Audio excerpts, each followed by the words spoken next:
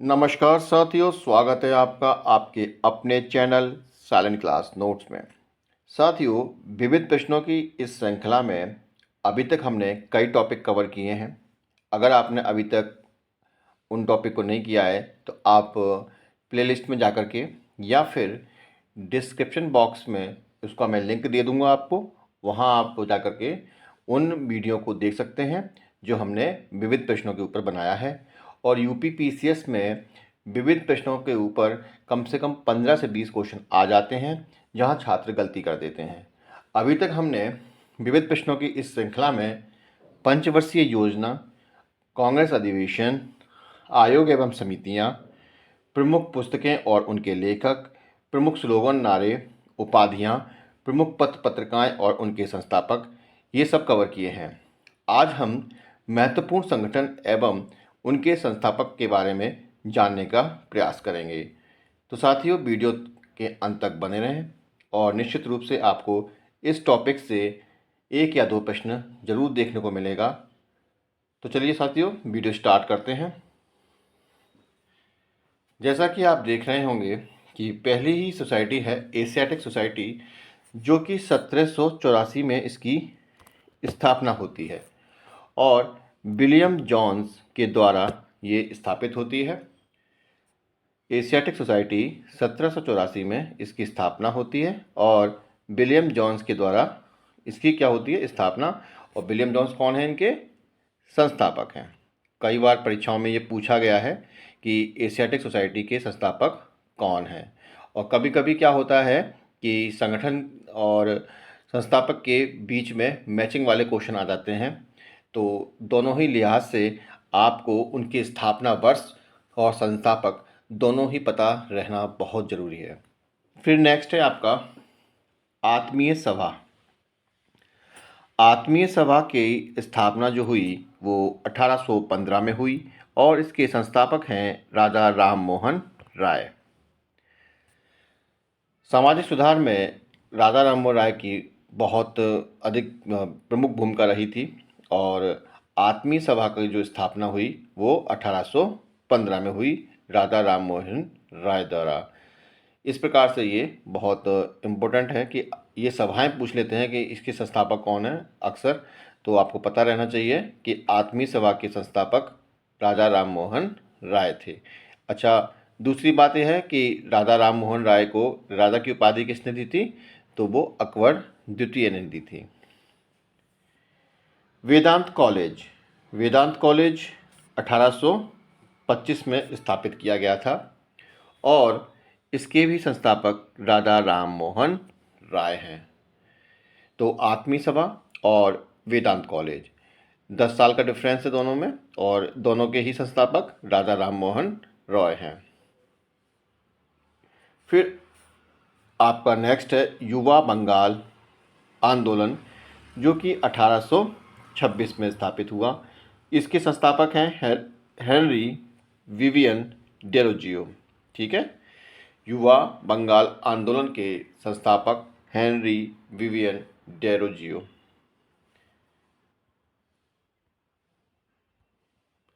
Next है आपका ब्रह्म समाज। 1828 में इसकी स्थापना होती है और इसके भी संस्थापक राजा राम मोहन रॉय हैं। तो अभी तक आपने देखा कि आत्मीय सभा, वेदांत कॉलेज और ब्रह्म समाज, इन तीनों के ही संस्थापक राजा राम मोहन रॉय हैं। जहां आत्मीय सभा की स्थापना 1815 में होती है, उसके 10 साल बाद वेदांत कॉलेज की स्थापना 1825 में की जाती है और ब्रह्म समाज की स्थापना 1828 में की जाती है राजा राम मोहन रॉय के द्वारा। नेक्स्ट है आपका तत्वबोधिनी सभा। 1839 में इसकी स्थापना होती है और देवेंद्र नाथ ठाकुर के द्वारा इसकी स्थापना होती है। और देवेंद्र नाथ ठाकुर कौन है? इसके संस्थापक हैं तत्वबोधिनी सभा के। ब्रिटिश सार्वजनिक सभा 1843 में इसकी स्थापना होती है और इसके संस्थापक हैं दादा भाई नौरोजी। ठीक है, ब्रिटिश सार्वजनिक सभा जिसके संस्थापक हैं दादा भाई नौरोजी। नेक्स्ट है आपका परमहंस मंडली। परमहंस मंडली जो कि 1840 में स्थापित हुई। संस्थापक हैं गोपाल हरि देशमुख। परमहंस मंडली के संस्थापक हैं गोपाल हरि देशमुख। नेक्स्ट है आपका रहनुमाई माजदा यान सभा 1851 में। रहनुमाई माजदा यान सभा, और इसके संस्थापक कौन हैं? दादा भाई नौरोजी। तो अभी तक आपने क्या देखा कि दादा भाई नौरोजी जो थे वो रहनुमाई माजदा यान सभा के भी संस्थापक थे और ब्रिटिश सार्वजनिक सभा के भी थे। ठीक है, तो इस प्रकार से आपने क्या देखा कि दादा भाई नौरोजी जो हैं वो क्या है, ब्रिटिश सार्वजनिक सभा के भी संस्थापक हैं और आपके रहनुमाई माजदा यान सभा के भी संस्थापक हैं। बालिका विद्यालय, इसकी भी स्थापना 1851 में होती है और ज्योतिबा फूले इसके संस्थापक हैं। और ज्योतिबा फूले ने महिलाओं की स्थिति को सुधारने के लिए बहुत महत्वपूर्ण योगदान दिया है। तो बालिका विद्यालय जो हैं वो उसके संस्थापक Jyotiba Phule. Mohammedan Anglo literary society 1863 में, और अब्दुल लतीफ़ इसके क्या हैं, संस्थापक हैं। तो आप लतीफ़ से और लिटरेरी इसमें कुछ सिमिलरिटी लगा करके इसका अंदाज़ लगा सकते हैं कि मॉमडन एंग्लो लिटरेरी सोसाइटी के संस्थापक अब्दुल लतीफ़ हैं। फिर आपका नेक्स्ट है साइंटिफिक सोसाइटी। साइंटिफिक सोसाइटी 1864 में स्थापित की गई थी और सर सैयद अहमद खान इसके संस्थापक हैं। साइंटिफिक सोसाइटी के संस्थापक कौन हैं? Sir Syed Ahmed Khan. East India Association 1866 में इसकी स्थापना हुई और दादा भाई नौरोजी इसके संस्थापक हैं। तो इस प्रकार से आप देखेंगे दादा भाई नौरोजी का ये भी एक सोसाइटी है जिसकी उन्होंने स्थापित किया था। एक तो आपकी कौन सी हो गई, ब्रिटिश सार्वजनिक सभा, रहनुमाई माजदायान सभा और ईस्ट इंडियन एसोसिएशन। इन तीनों की ही स्थापना दादा भाई नौरोजी ने की है। नेक्स्ट है आपका पूना सार्वजनिक सभा। पूना सार्वजनिक सभा 1867 एम.जी. राणा डे के द्वारा पूना सार्वजनिक सभा की स्थापना की गई। और प्रार्थना समाज 1867 में ये भी स्थापित किया गया था और केशव चंद्र सेन के सहयोग से एम.जी. राणा डे और आत्माराम पांडुकर आदि ने इसकी स्थापना की थी।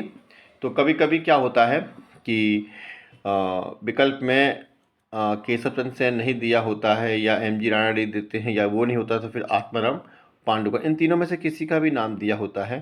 तो आपको पता रहना चाहिए कि हम लोग केशव यानी भगवान कृष्ण की प्रार्थना करते हैं, ठीक है, रोज करते हैं राणा डे, है ना, हर डे करते हैं, है ना।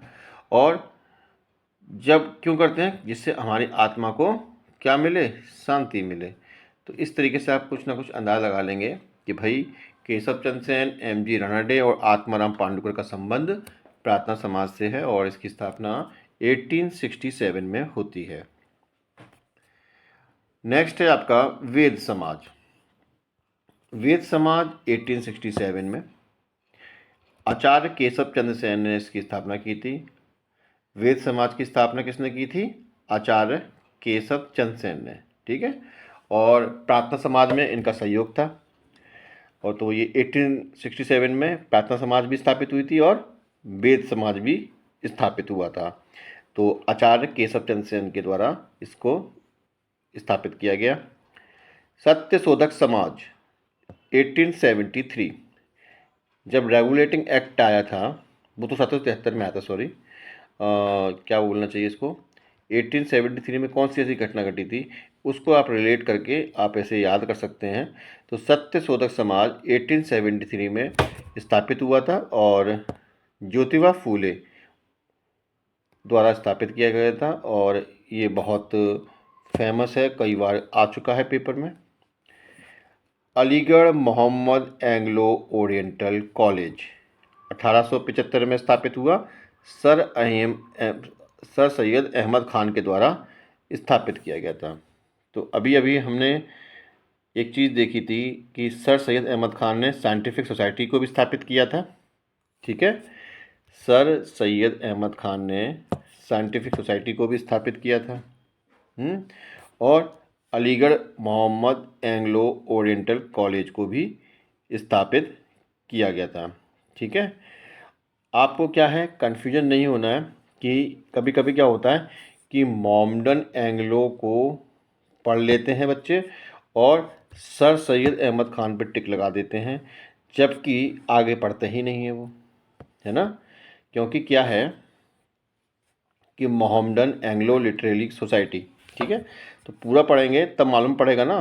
तो मोहम्मडन एंग्लो को बस पढ़ लिया और सर सैयद अहमद खान ऑप्शन में लगा दिया, जबकि ये क्या है, ये मोहम्मद एंग्लो जो है उसके आगे ओरिएंटल कॉलेज को भी आप थोड़ा सा फोकस करेंगे, तब आपको डिफरेंस पता चल जाएगा कि भाई ये जो है वो सर सैयद अहमद खान से है, अगर इसके आगे लिटरेरी सोसाइटी है तो वो अब्दुल लतीफ़ से संबंधित है। ठीक है, और अलीगढ़ तो है ही आगे डिफरेंस दिखाने के लिए।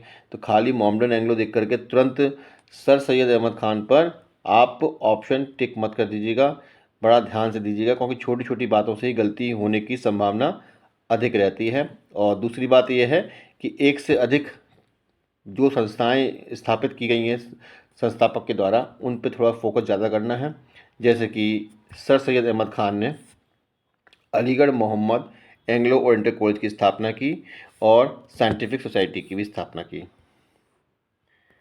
नेक्स्ट है हमारा इंडियन लीग 1875 में, और शिशिर कुमार घोष के द्वारा इसकी स्थापना की गई। ठीक है, इंडियन लीग जैसे हमारे यहाँ होता है आईपीएल, इंडियन प्रीमियर लीग, बिल्कुल सेम वैसा ही है कि इंडियन लीग 1875 में इसकी स्थापना हुई और शिशिर कुमार घोष के द्वारा इसकी स्थापना की गई। आर्य समाज की भी स्थापना 1875 में हुई थी और सबको पता ही होगा कि स्वामी दयानंद सरस्वती के द्वारा इसकी स्थापना हुई थी। थियोसॉफिकल सोसाइटी, फेमस नाम, 1875 में ये भी स्थापित मैडम ब्लावत्स्की और कर्नल अलकाट के द्वारा स्थापित की गई। नेक्स्ट है आपका इंडियन एसोसिएशन 1876 में। ठीक है, क्या होता है कभी कभी Indian league, Indian association same नाम पढ़ करके कन्फ्यूजन हो जाता है, तो थोड़ा सा इस पर फोकस करना है कि इंडियन एसोसिएशन जो है वो 1876 में स्थापित हुई थी और आनंद मोहन बोस और सुरेंद्र नाथ बनर्जी इसके संस्थापक हैं। नेक्स्ट है आपका यूनाइटेड इंडियन कमेटी 1883 में, और व्योमेश चंद्र बनर्जी इसके कौन हैं, संस्थापक हैं। यूनाइटेड इंडियन कमेटी के संस्थापक कौन हैं, डब्ल्यू.सी. बनर्जी, जो कांग्रेस के भी पहले अध्यक्ष होते हैं अधिवेशन के। और भारतीय राष्ट्रीय कांग्रेस की स्थापना आपको पता ही है 1885 में हुई थी ए.ओ. हुम के द्वारा। नेक्स्ट है आपका Bombay presidency association. Bombay presidency association 1885 में स्थापित हुई थी। फिरोज शाह मेहता, के.टी. तेलंग और तैयब जी के द्वारा इसकी स्थापना हुई। देव समाज की स्थापना 1887 में हुई थी और पंडित शिव नारायण अग्निहोत्री के द्वारा हुई थी। ठीक है, देव समाज की स्थापना 1887 में शिव नारायण अग्निहोत्री, देवों को हम अग्नि के द्वारा ही क्या करते हैं, भोग लगाते हैं। ठीक है, तो पंडित शिवनारायण क्या कर रहे हैं, देवों को अग्नि के द्वारा आहुति दे रहे हैं, तो इस तरीके से आप याद कर सकते हैं। और बॉम्बे प्रेसिडेंसी एसोसिएशन 1885 में हुआ था कांग्रेस के साथ ही। तो फिरोज शाह मेहता और के.टी. तेलंग और तैयब जी, ये तीनों ही अध्यक्ष रहे हैं वहाँ पर कांग्रेस के अधिवेशन में भी। तो इसके संस्थापक थे कौन, बॉम्बे प्रेसिडेंसी एसोसिएशन के संस्थापक फिरोज शाह मेहता, के.टी. तेलंग और तैयब जी। नेक्स्ट है हमारा बेलूर मठ 1887 में, और स्वामी विवेकानंद के द्वारा ये स्थापित की गई थी। इंडियन नेशनल सोशल कॉन्फ्रेंस 1887 में ये भी स्थापित हुई थी और महादेव गोविंद रानडे के द्वारा इसकी स्थापना हुई थी। शारदा सदन 1889 में और रमाबाई के द्वारा इसकी स्थापना हुई थी। शारदा, तो यहाँ पे क्या है कि शारदा में आप ये रदा और रमा, ठीक है, तो आपको ये थोड़ा अंदाज लगेगा कि शारदा सदन का संबंध रमाबाई से है और ये 1889 में स्थापित हुई। रामकृष्ण मिशन सबको पता है, 1897 में स्वामी विवेकानंद के द्वारा इसकी स्थापना हुई थी और अभिनव भारत संस्था 1904 में, अब हम 1900 ईस्वी में एंटर कर चुके हैं, तो अभिनव भारत संस्था की स्थापना वीडी सावरकर या विनायक दामोदर सावरकर के द्वारा स्थापित की गई। फिर 1905 में servants of India society, servants of India society, ठीक है, इंडिया सोसाइटी के सर्वेंट्स, तो 1905 में इसकी स्थापना हुई थी गोपाल कृष्ण गोखले के द्वारा। मुस्लिम लीग की फेमस है, सबको पता है, 1906 में और आगा खां और सलीमुल्लाह के द्वारा ढाका में स्थापित की गई थी और अनुशीलन समिति 1907 में स्थापित की गई। थोड़ा ध्यान दीजिएगा। अनुशीलन समिति के संस्थापक हैं श्री वारेंद्र घोष और भूपेंद्र दत्त। वारेंद्र घोष और Bhupendra Dutt. Social service league, social service league 1911 में इसकी स्थापना होती है और श्री नारायण मल्हार जोशी के द्वारा इसकी स्थापना होती है। सोशल सर्विस लीग 1911 और संस्थापक कौन है? श्री नारायण मल्हार जोशी। विश्व भारती 1912 में इसकी स्थापना होती है और रविंद्रनाथ ठाकुर के द्वारा इसकी स्थापना होती है। विश्व भारती 1912 रविंद्रनाथ ठाकुर के द्वारा। गदर पार्टी, गदर पार्टी कई बार आ गया है एग्जाम में, 1913 में इसकी स्थापना होती है और लाला हरदयाल, लाला हरदयाल कई बार पूछा गया है संस्थापक, लाला हरदयाल और काशीराम, ठीक है, इनके द्वारा इसकी स्थापना होती है। हिंदू महासभा 1915 में और मदन मोहन मालवीय के द्वारा इसकी स्थापना होती है। हिंदू महासभा की स्थापना 1915 में मदन मोहन मालवीय के द्वारा। होम रूल लीग 1916 में, होम रूल लीग 1916 में और तिलक एवं एनी बेसेंट, कौन? बाल गंगाधर तिलक और एनी बेसेंट के द्वारा होम रूल लीग की स्थापना होती है 1916 में। फिर ये एनी बेसेंट आपको पता ही है 1917 में कांग्रेस की अधिवेशन की अध्यक्षता करती हैं और ये थोड़ा ध्यान दीजिएगा। और Women's India Association, Women's India Association 1917 में इसकी स्थापना होती है और लेडी सदाशिव अय्यर, लेडी सदाशिव अय्यर के द्वारा इसकी स्थापना होती है, वुमेन्स इंडिया एसोसिएशन की। फिर आपका है अखिल भारतीय ट्रेड यूनियन। भाइयों ये आ जाते हैं पेपर में, हो सकता है अभी आपको बोरिंग लग रहा हो, लेकिन यहाँ से जब प्रश्न आएगा तो तोते उड़ जाते हैं, ठीक है साथियों, तो थोड़ा ध्यान दीजिएगा। अखिल भारतीय ट्रेड यूनियन 1920 में, ठीक है, 1920 में Akhil Bharatiya trade union NM Joshi के द्वारा, ठीक है, NM जोशी के द्वारा अखिल भारतीय ट्रेड यूनियन की स्थापना होती है। तो जोशी साहब ने क्या किया था? पूरे अखिल भारत में ट्रेड यूनियन की स्थापना कर डाली। तो NM जोशी 1920, ये वही टाइम है जब असहयोग आंदोलन चल रहा होता है। Akhil Bharatiya trade union NM Joshi. Swaraj party पता ही होगा, 1923 में इसकी स्थापना होती है मोतीलाल नेहरू और चित्तरंजन दास के द्वारा।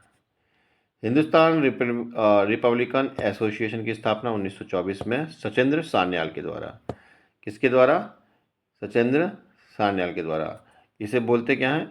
Hindustan Republican association, HRA। तो इसके संस्थापक हैं सचेंद्र सान्याल। बहिष्कृत हितकारिणी सभा, बहिष्कृत हितकारिणी सभा 1924 और भीमराव अंबेडकर, बहुत इंपॉर्टेंट हो जाता है कि बहिष्कृत हितकारिणी सभा के संस्थापक थे डॉक्टर भीमराव अंबेडकर। 1924 में इसकी स्थापना होती है, ठीक है साथियों। राष्ट्रीय राष्ट्रीय स्वयंसेवक संघ 1925 में इसकी स्थापना होती है और संस्थापक हैं डॉक्टर हेडगेवार। ठीक है, डॉक्टर हेडगेवार इसके संस्थापक हैं। राष्ट्रीय स्वयंसेवक संघ, अभी आपने बहुत सुना होगा आरएसएस आरएसएस आरएसएस, तो आपको मालूम पड़ गया कि संस्थापक कौन है, डॉक्टर हेडगेवार। पूछ लेता है भैया कि आरएसएस के संस्थापक कौन थे, तो डॉक्टर हेडगेवार। 1925 में इसकी नींव पड़ी थी। यानी कि कांग्रेस की स्थापना हुई थी कब, 1885 में। तो लगभग कितने वर्ष हो गए, अंदाज़ लगाइए, 25 और 15 40 वर्ष बाद, यानी कांग्रेस के जन्म के 40 वर्ष बाद आरएसएस का जन्म हुआ है। फिर है आपका नौजवान सभा, 1926 में इसकी स्थापना होती है और नौजवान हो जाते हैं 26 में। और भगत सिंह, छबीलदास और यशपाल। ठीक है, छबीलदास से तो 26 मालूम पड़ ही रहा है। ठीक है, और भगत सिंह और यशपाल आपको याद करना है कि भाई भगत सिंह, छबीलाल दास और यशपाल इसके संस्थापक थे, किसके, नौजवान सभा के। फिर आपका आता है खुदाई खिदमतकार। तो कौन है इसके, अब्दुल गफ्फार खान, नाम सुना होगा आपने लाल कुर्ती का। तो 1930 में इसकी स्थापना होती है।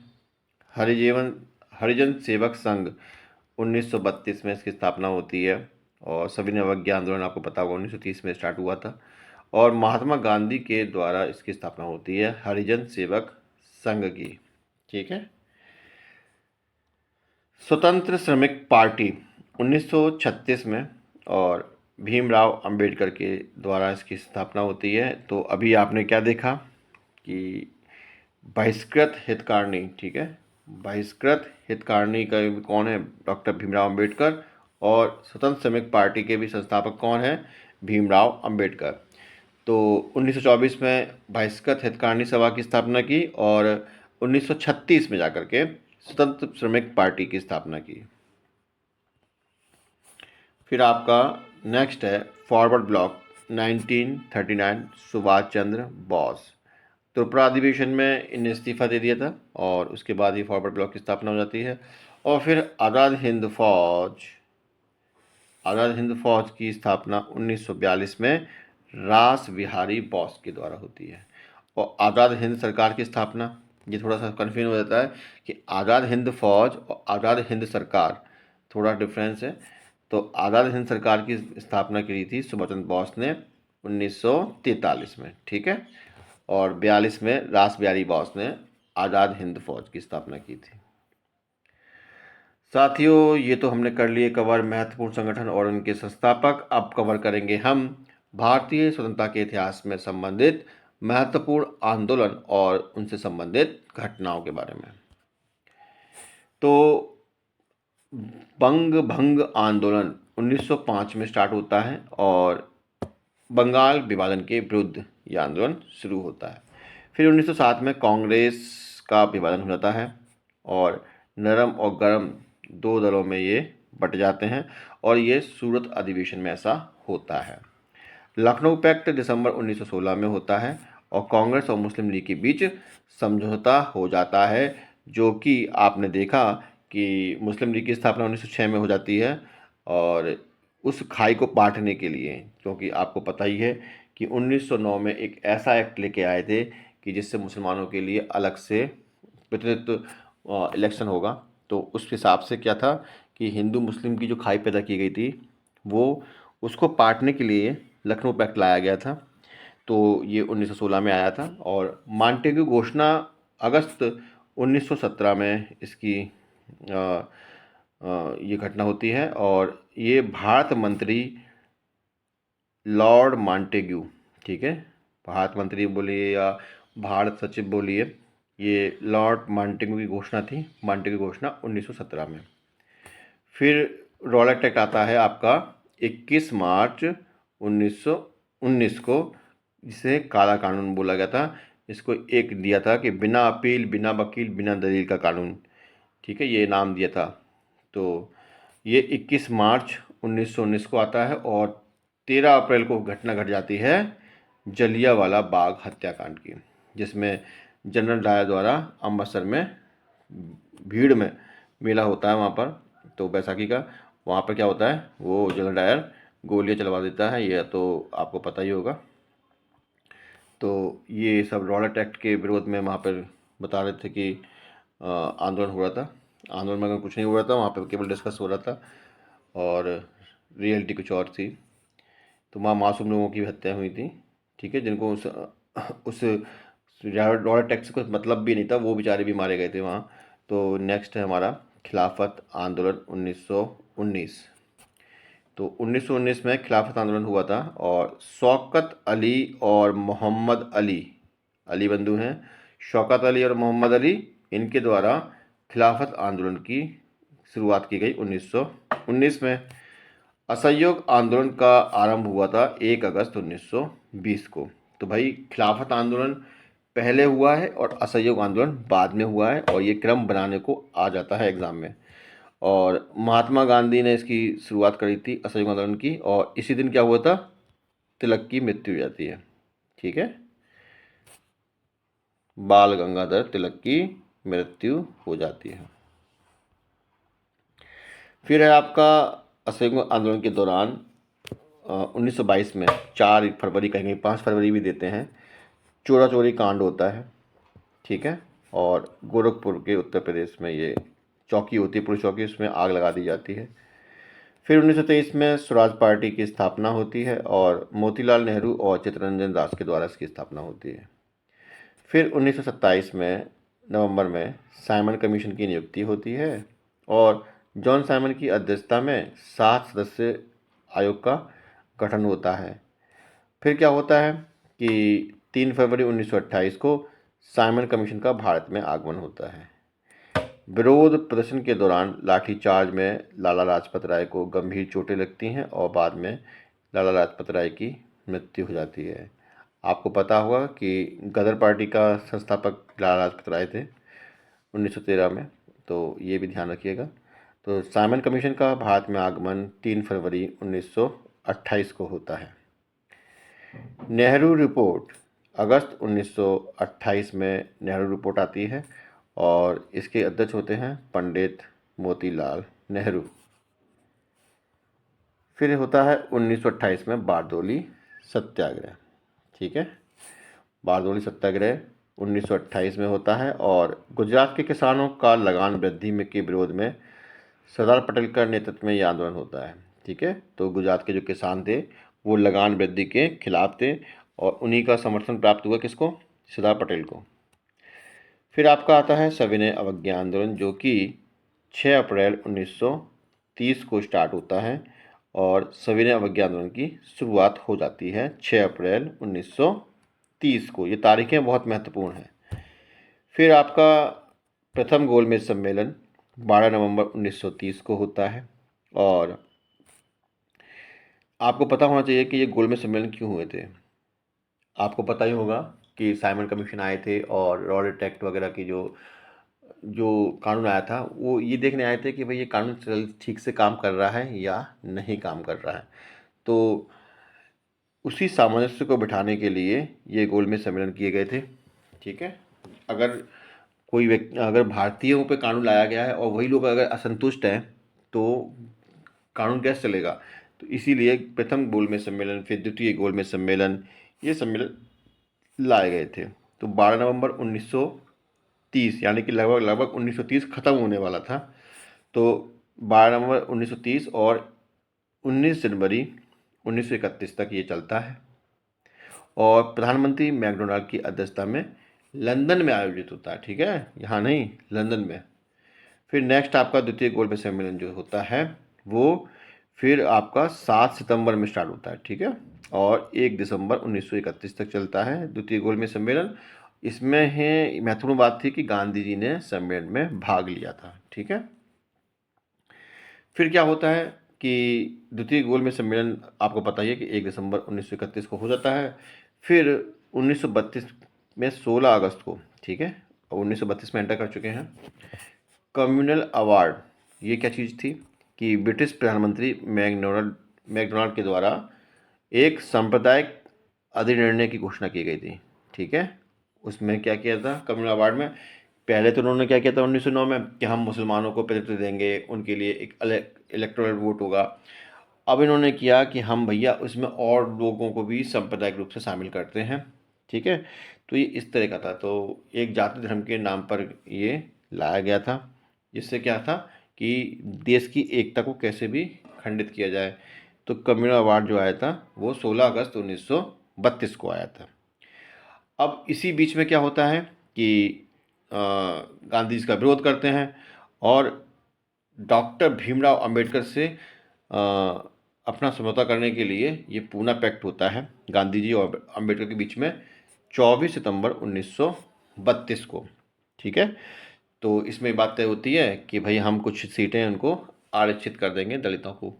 तो ये चीज़ थी पूना पैक्ट की 24 सितंबर 1932 को। तो यानी कि द्वितीय गोलमेज सम्मेलन और तृतीय गोलमेज सम्मेलन के बीच में ये दो घटनाएं घट गई हैं, ध्यान दीजिएगा, कम्युनल अवार्ड और पूना पैक्ट। तो आपको पता होना चाहिए कि ये जो घटना है, भले ही 31 और 32 में हुए हैं गोलमेज सम्मेलन दूसरे और तीसरे, लेकिन इसके बीच में कम्युनल अवार्ड और पूना पैक्ट हो चुके हैं। गौर करने वाली बात ये होगी। फिर तृतीय गोलमेज सम्मेलन आपका जो है वो 17 नवंबर 1932 से ले और 24 दिसंबर 1932 के बीच में रहता है, और इसमें कांग्रेस ने भाग नहीं लिया, ठीक है। तो तृतीय गोलमेज सम्मेलन में कांग्रेस ने एक तरह से बहिष्कार कर दिया, तो फिर कर ही दिया। फिर नेक्स्ट है आपका कांग्रेस सोशलिस्ट पार्टी का गठन, ठीक है। कांग्रेस सोशलिस्ट पार्टी का गठन 1934 में होता है, और जेपी नारायण, रामवृक्ष बेनीपुरी, राम मनोहर लोहिया और आचार्य नरेंद्र देव इसके संस्थापक होते हैं। कांग्रेस सोशलिस्ट पार्टी, ठीक है, कांग्रेस सोशलिस्ट पार्टी का गठन 1934 में होता है। जेपी नारायण का नाम आपने सुना होगा। और देश की आज़ादी के बाद भी जयप्रकाश नारायण का बड़ा वो रहा था। रामवृक्ष बेनीपुरी का नाम सुना ही होगा आपने। रामवृक्ष बेनीपुरी बहुत अच्छे लेखक थे। राम मनोहर लोहिया का नाम तो सुना ही होगा, समाजवादी पार्टी तो उसको अनुसरण करती है। और आचार्य नरेंद्र देव, ठीक है। तो ये लोग जो थे वो कांग्रेस सोशलिस्ट पार्टी को क्या करते हैं, गठन करते हैं 1934 में। फिर आपका 1939 में फॉरवर्ड ब्लॉक का गठन किया जाता है, और सुभाष चंद्र बोस के द्वारा इसकी स्थापना होती है। और मुक्ति दिवस 22 दिसंबर 1939 को मनाते हैं। कौन मनाता है भैया? मुस्लिम लीग द्वारा कांग्रेस मंत्रिमंडल को त्यागपत्र। होता क्या है कि कांग्रेस के जो मंत्रिमंडल होते हैं वो क्या करते हैं, अपना इस्तीफ़ा दे देते हैं, ठीक है। और इस्तीफ़ा देने से मुस्लिम लीग बड़े खुश होते हैं और कहते हैं कि भैया मुक्ति हो गई, तो इसलिए मुक्ति दिवस मनाते हैं 22 दिसंबर 1939 को।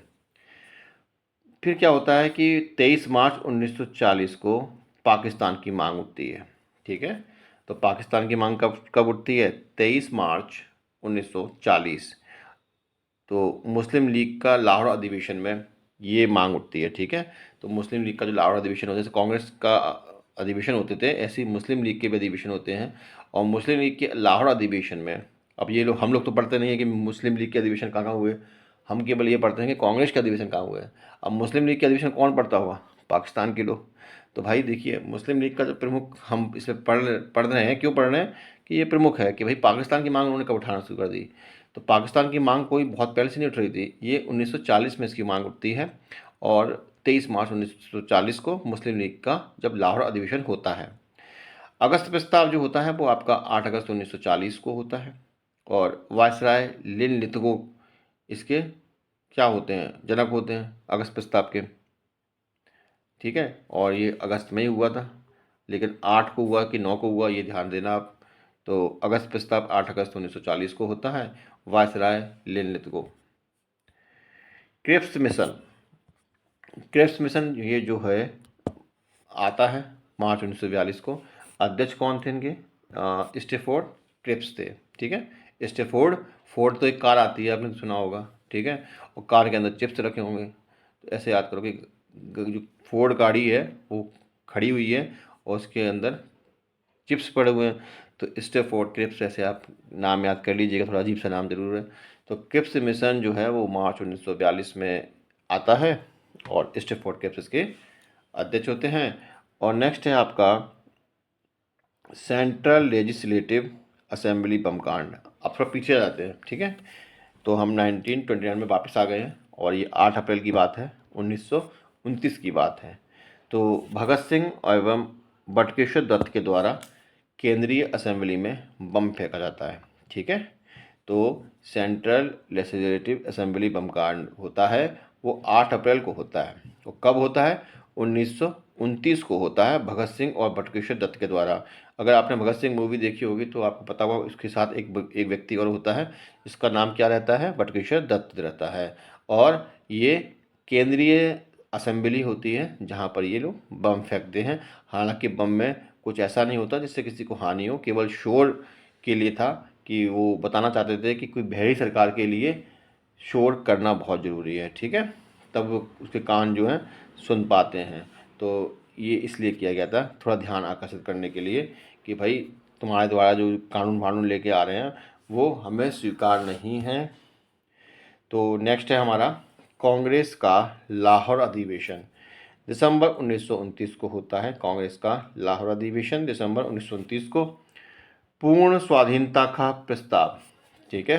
कांग्रेस का लाहौर अधिवेशन दिसंबर 1929 को होता है, पूर्ण स्वाधीनता का प्रस्ताव, ठीक है। यानी कि पहले तो मांगते थे कि भाई हम आपके डोमिनियन में बनेंगे, पर अब बाद में ये बात मांग उठी कि नहीं, हम पूर्ण स्वाधीन चाहिए हमको, मतलब अपना राज्य, ठीक है। तो ये कब हुआ था? कांग्रेस का लाहौर अधिवेशन हुआ था दिसंबर 1929 में। ध्यान दीजिएगा, पूछ लेते हैं कि किस अधिवेशन में पूर्ण स्वाधीनता का प्रस्ताव आया था, तो वो आया था 1929 के कांग्रेस के लाहौर अधिवेशन में, ठीक है। अभी तो वो पाकिस्तान में पड़ता है, आप ये जो देखेंगे मैप तो यहाँ लाहौर पड़ता है, ठीक है। इस तरह के भारत में यहाँ लाहौर पड़ेगा, तो यहाँ पर अधिवेशन हुआ था कांग्रेस का लाहौर अधिवेशन। फिर आपका है स्वाधीनता दिवस की घोषणा कब होती है? तो 26 जनवरी 1930 को क्या होता है कि 26 जनवरी को स्वाधीनता दिवस के रूप में मनाने की घोषणा होती है। और यही कारण था, जब संविधान बन गया था 26 नवंबर 1949 तक, तो उस दिन तो लागू नहीं किया था, लेकिन अगले ही वर्ष 1950 26 जनवरी को ये लागू करते हैं और गणतंत्र दिवस के रूप में मनाते हैं। तो स्वाधीनता दिवस की घोषणा 26 जनवरी 1930 को होती है।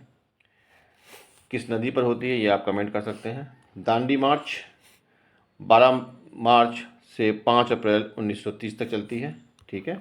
12 मार्च 1930 से स्टार्ट होती है और 5 अप्रैल 1930 तक चलती है।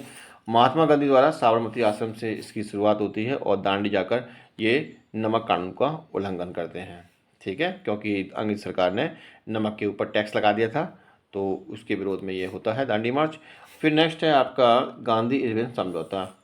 5 मार्च 1931 को महात्मा गांधी और वायसराय इरविन के मध्य संपन्न होता है और सविनय अवज्ञा आंदोलन स्थगित करने की घोषणा हो जाती है। गांधी इरविन समझौता कब होता है? 5 मार्च 1931। तो आपको पता रहना चाहिए कि ये समय कब का है, प्रथम गोलमेज सम्मेलन और द्वितीय गोलमेज सम्मेलन के बीच का है, पहले का या बाद का है।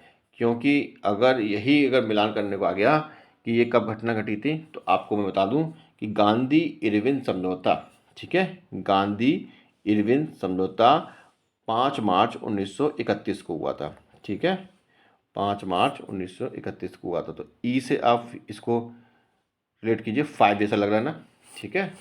तो गांधी इरविन है ना, मार्च 1931।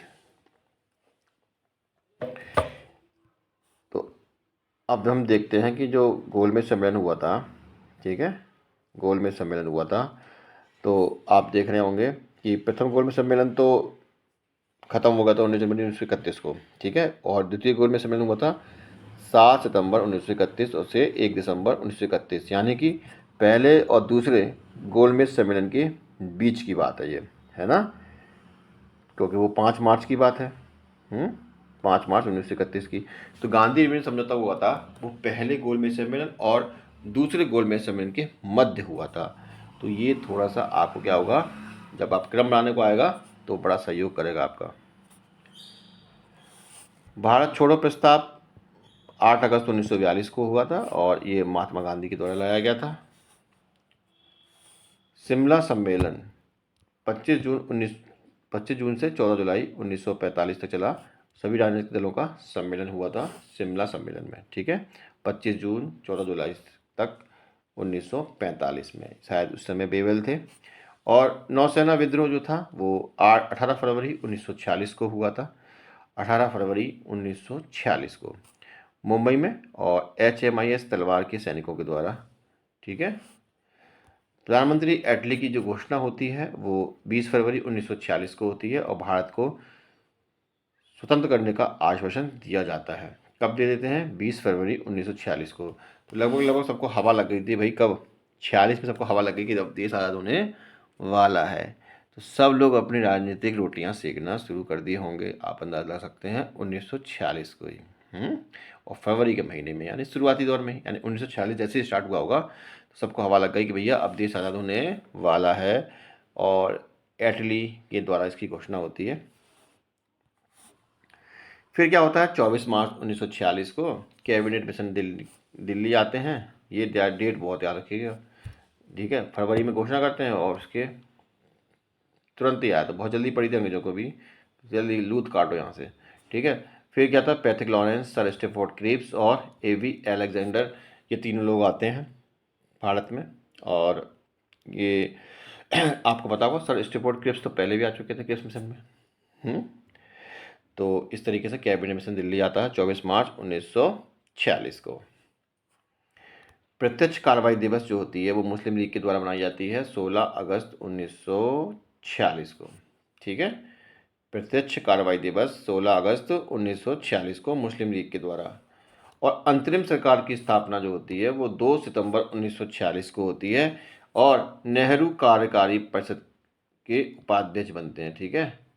तो नेहरू कार्यकारी परिषद के उपाध्यक्ष बनते हैं, और अंतरिम सरकार की स्थापना जो होती है वो 2 सितंबर 1946 को होती है। माउंटबेटन योजना 3 जून 1947 को, और भारत विभाजन की योजना कि ये योजना आती है कि भारत का विभाजन कैसे कैसे किया जाएगा। तो ये माउंटबेटन योजना जो थी वो भारत विभाजन को लेकर आई थी 3 जून 1947 को। स्वतंत्रता की प्राप्ति 15 अगस्त 1947, ठीक है, 15 अगस्त 1947 को देश आज़ाद होता है, पता ही होगा। ये कब? भारत स्वतंत्रता अधिनियम के द्वारा। फिर आपका आता है भारतीय स्वतंत्रता की स्थापना 26 जनवरी 1950 को जब हो ही गया था। जब ये गणतंत्र कब मिला था? जब संविधान लागू हो गया था। डॉक्टर राजेंद्र प्रसाद प्रथम राष्ट्रपति होते हैं इसके। और फिर इसके बाद आता है आपका भूदान आंदोलन। भूदान आंदोलन कब होता है? 18 अप्रैल 1951 को विनोबा भावे के द्वारा पोचमपल्ली तेलंगाना में। पोचमपल्ली तेलंगाना में पूछ लेते हैं लोगों, इसमें क्या होता है कि जो जमींदार वर्ग होते हैं, अधिक ज़मीन होती है, वो लोग दान करते हैं इसमें। तो भूदान आंदोलन जो होता है वो विनोबा भावे के द्वारा शुरू होता है तेलंगाना में। पोचमपल्ली जगह है, पहले आंध्र प्रदेश था, ठीक है। तो 18 अप्रैल 1951 को, ठीक है, 18 अप्रैल 1951 को ध्यान देने वाली बात ये होगी। आइए बात करते हैं ब्रिटिश कालीन आयोग एवं समितियों के बारे में। तो इनाम आयोग 1852 में, अध्यक्ष भी इनामी है इनका, और डलहौजी के द्वारा ये इस समय गवर्नर जनरल थे, और भूमि संबंधी विवेचन के संबंध में ये आयोग बना था। तो इनाम आयोग से मालूम पड़ ही रहा है कि ये इसके अध्यक्ष इनाम थे, और डलहौजी के समय था, ठीक है। तो डलहौजी का बड़ा नाम था, ठीक है, डलहौजी का बड़ा नाम था भाई उस समय, क्योंकि भाई ये इसने बड़ी क्या क्या किए थे, बड़े प्रांतों को छीना था भाई। किसी के बच्चे नहीं हैं, है ना, किसी का वारिस नहीं है, तो क्या करते थे ये, उस भूमि को, उस राज्य को छीनने का प्रयास करते थे। ये डलहौजी के द्वारा बहुत किया गया था। और फिर है आपका नेक्स्ट दुर्भिक्ष आयोग। दुर्भिक्ष का मतलब होता है अकाल, ठीक है, 1878 में, और रिचर्ड स्ट्रेची के द्वारा। और उस समय कौन थे? वायसराय लिटन थे, और अकाल निवारण हेतु विचार करते हैं, गवर्नर जनरल लिटन थे, ठीक है। तो देखिए, दुर्भिक्ष आयोग के अध्यक्ष का नाम पता करना बड़ा आसान है। दुर्भिक्ष आयोग में जो रिच लोग होते हैं ना, रिच लोग, ठीक, उन पर कोई स्ट्रेस नहीं होता, ठीक है। कोई अकाल पड़े कुछ पड़े, उनके पास इतना अनाज, इतना पैसा होता है कि भूखे नहीं मरेंगे। भूखा मरता कौन है? गरीब आदमी मरता है, ठीक है, जिसको भैया लिटन से समझिए लिट्टे, बेचारे भूखे आदमी लेट जाते हैं, है ना। पर रिचर्ड आदमी होते हैं, रिच लोग होते हैं, उन पर कोई स्ट्रेस नहीं पड़ता। तो आपको इस तरीके से गवर्नर जनरल और अध्यक्ष इस तरीके से याद हो जाएंगे। हंटर आयोग आपका जो था वो 1882 में इसकी स्थापना होती है और विलियम हंटर के द्वारा, और रिपन के समय और शिक्षा का विकास के लिए होता है। तो आपने देखा होगा कि शिक्षा के लिए माता पिता बेल्टों से मार लगाते हैं, यानी कि हंटर से मार लगाते हैं कि भाई तेरे नंबर कैसे कम आए हैं, पढ़त लिखत नहीं का। तो इस तरीके से जो है आप याद कर सकते हैं कि हंटर आयोग जो है वो विलियम हंटर के इसके अध्यक्ष थे और एजुकेशन के डेवलपमेंट के लिए आया था, ठीक है। और इसमें जो गवर्नर जनरल थे वो कौन थे, रिपन थे, रिपन, ठीक है। तो इस तरीके से, तो पन का मतलब समझिए कि पढ़, पन को ऐसे समझिए, ये रिपन है ना, तो बार बार तुम्हारी री आ जाती है, री है मतलब पढ़ते नहीं हो का, पन मतलब पढ़ते नहीं हो क्या, बार बार री आ जाती है एग्जाम में। तो इस तरीके से आप याद कर सकते हैं रिपन, ठीक है। तो हंटर आयोग का संबंध विलियम हंटर से है, नाम से मालूम पड़ ही रहा है, और इसके समय जो थे वो गवर्नर जनरल वो रिपन के समय आया था, ये जरूर पूछेगा वो, ठीक है, कि किस गवर्नर जनरल के समय आया था या किससे संबंधित था, तो शिक्षा के संबंधित था। 1882 की बात है। फिर आपका है एचिंसन आयोग, ठीक है। एचिंसन आयोग 1886 में, और चार्ल्स एचिंसन इसके अध्यक्ष होते हैं, और डफरिन के समय आता है, और नागरिक सेवा में भारतीयों की संख्या में वृद्धि के विचार, और अफीम आयोग 1897 में लॉर्ड ब्रोसली लेस्डाउन अफीम सेवन को रोकने हेतु, ठीक है। तो ये थोड़ा मिक्स हो गया है इसमें, तो आप इसको ये देखिए यहाँ तक समझिए, ठीक है। तो देखिए एचिसन आयोग जो है वो 1886 में आता है, चार्ल्स एचिसन जो होते हैं वो इसके अध्यक्ष होते हैं, और डफरिन के समय आता है, ठीक। और ये आता है नागरिक यानी सिविल सर्विस में जो इंडियंस की संख्या होती है ना उनको कैसे बढ़ाया जाए उसके ऊपर, ठीक। फिर नेक्स्ट आपका आता है अफीम आयोग, ठीक है। नेक्स्ट आपका क्या है, अफीम आयोग, और ये आता है आपका 1893 में, ठीक है, 1893 में, ठीक। और इसके जो अध्यक्ष होते हैं वो होते हैं लॉर्ड ब्रासी, ठीक है। कौन होते हैं, ब्रासी, ठीक। और किसके समय आता है, लेंस डाउन के समय आता है, ठीक है। लेंस डाउन, या चश्मा को नीचे रख दो। तो अफीम जो है अगर खा लोगे तुम्हारे आँखों क्या होंगी, बंद हो जाएंगी, बिल्कुल दिखाई नहीं देगा नशे में, तो आपके क्या होंगे, आँखों के लेंस बंद होना शुरू हो जाएंगे, ठीक। तो ये है। हम्म तो इस तरीके से आप याद कर सकते हैं कि अफीम आयोग जो था वो 1893 में आया था, लॉर्ड ब्रांसी के टाइम पे आया था, और लेंस डाउन के टाइम पे आया था। ये तो रहा आपका अफीम आयोग। अब नेक्स्ट है हर्षल समिति, 1892 में आती है, ठीक है। और हर्षल इसके अध्यक्ष होते हैं, और ये भी लेंस डाउन के समय पे आती है। ये जो थी ना वो टकसाल एवं मुद्रा संबंधी सुझाव के लिए आती है, हर्षल समिति। टकसाल समझते होंगे, सिक्के फिक्के जो छपते हैं वो सब कुछ है। और फिर आपका दुर्विचार दूसरा गठित होता है 1898 में जेम्स लॉयल के द्वारा, ठीक है, जेम्स लॉयल। और उस समय गवर्नर जनरल थे एल्गिन द्वितीय। और प्रथम दुर्भिक्ष आयोग की रिपोर्ट पर विचार करने के लिए दूसरा दुर्भिक्ष आयोग गठित होता है 1898 में जेम्स लॉयल के द्वारा, ठीक है। तो देखते हैं भैया कि क्यों भैया कि ये जो पहली रिपोर्ट आई है उसकी में कुछ लॉयल चीज़ें हैं कि नहीं, है ना। लॉयल बोलते हैं ना, लॉयल। तो ये है जेम्स लॉयल, और एल्गिन द्वितीय के समय पे ये आती है। फिर आपका जो है 1901 में एक और दुर्भिक्ष आयोग की होता है, ठीक है। और ये दूसरी जो दुर्भिक्ष आयोग की रिपोर्ट होती है उस पर सुझाव देने के लिए आता है 1901 में, ठीक है, 1901 में आता है। और ये आता है एंटनी मैकडोनाल्ड, इसके अध्यक्ष होते हैं कौन, एंटनी मैकडोनाल्ड। तो आपको ध्यान रहना चाहिए कि जो दूसरा हुआ था उसमें जेम्स लॉयल थे, और जो तीसरा 1901 में हुआ है उसके अध्यक्ष हैं एंटनी मैकडोनाल्ड, और ये कर्जन के समय पे आता है, ठीक है, लॉर्ड कर्जन के समय पे। तो ये द्वितीय दुर्भिक्ष आयोग की रिपोर्ट पर सुझाव देने के लिए आता है। फिर आपकी सिंचाई आयोग जो है वो 1901 में इसकी स्थापना होती है, और सर कॉलिन इसके कौन होते हैं, सर कॉलिन इसके अध्यक्ष होते हैं, ठीक है। कर्जन के समय पे आती है शिक्षा में सुधार हेतु, ठीक, सिंचाई में सुधार हेतु आता है, ठीक। और फिर आपका है विश्वविद्यालय आयोग, ये थोड़ा सा मिसप्रिंट हो गया है, ठीक है, उसको बाद में करा देंगे। विश्वविद्यालय आयोग जो है 1902 में थॉमस रेले के द्वारा और कर्जन के समय में आता है। विश्वविद्यालय की समीक्षा के लिए ये गठित होती है। फ्रेजर आयोग पता ही होगा, पुलिस की कार्यपद्धति विचार करने के लिए आता है। 1902 में एंड्रू फ्रेजर होते हैं इसके अध्यक्ष कर्जन के समय में, और पुलिस की कार्यपद्धति में सुधार करने के लिए। ठीक है, तो फ्रेजर से समझ लो फौजी, उधर पुलिस, तो ऐसे रिलेट कर लेना कि फ्रेजर आयोग जो है वो पुलिस से संबंधित है। ठीक है, और सिंचाई आयोग जो है वो इससे पहले आया था 1901 में।